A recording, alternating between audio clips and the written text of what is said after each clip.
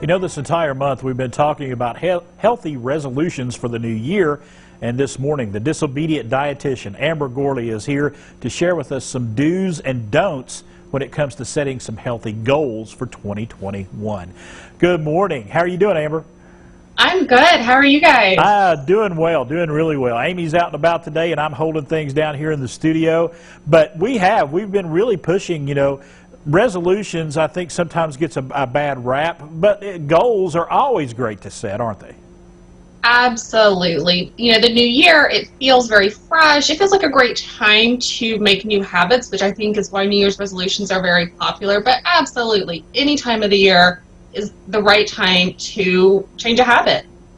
Change a habit, set a goal, just make some little changes in your life. Sometimes just changing things up is a great way to go as well. It is, and it really comes down to setting goals or choosing habits that are small and attainable.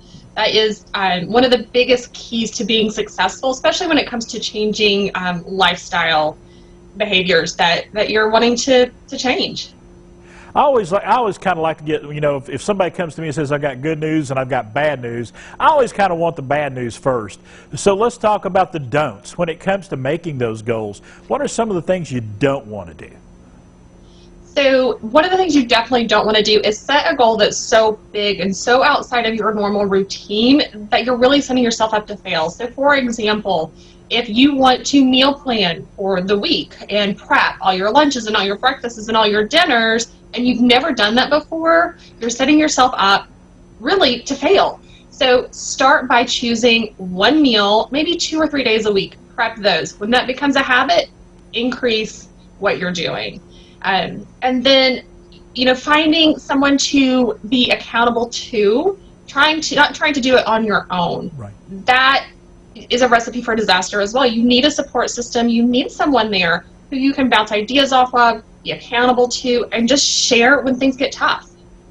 And let's talk about some of the do's. Let's get the good news going here, because you always want to be proactive on things like this.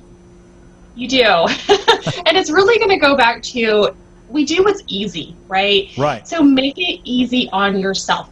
Pick something that you know you can achieve. So whether it is eating breakfast every day, maybe it's adding a vegetable to lunch, maybe it's walking twice a week, but make those goals doable.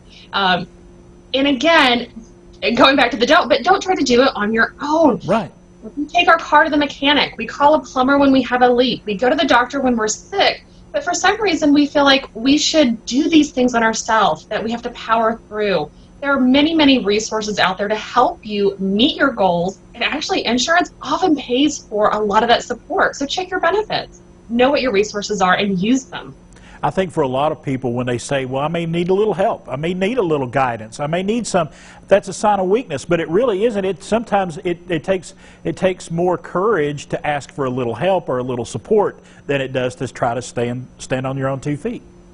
It really does. And when we think about health and food, we make more decisions about food in a day than almost anything else. And behaviors, food, they're hard to change. And you're absolutely right. It is not a sign of weakness. The human body is complex, and there is no one size fits all. And I think that's another thing to keep in mind. What works for your neighbor, it might not work for you. It's very much about personalization when it comes to improving your health. All right. Amber, thank you so much. I'm taking a lot of this to heart. I really am. You gave some really good advice today.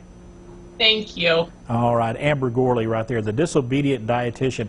She has a website. Right there at the bottom of the screen, we've got some information for you. If you're thinking about making some changes, now's the perfect time to do it. Just take to heart all those do's and don'ts we talked about today.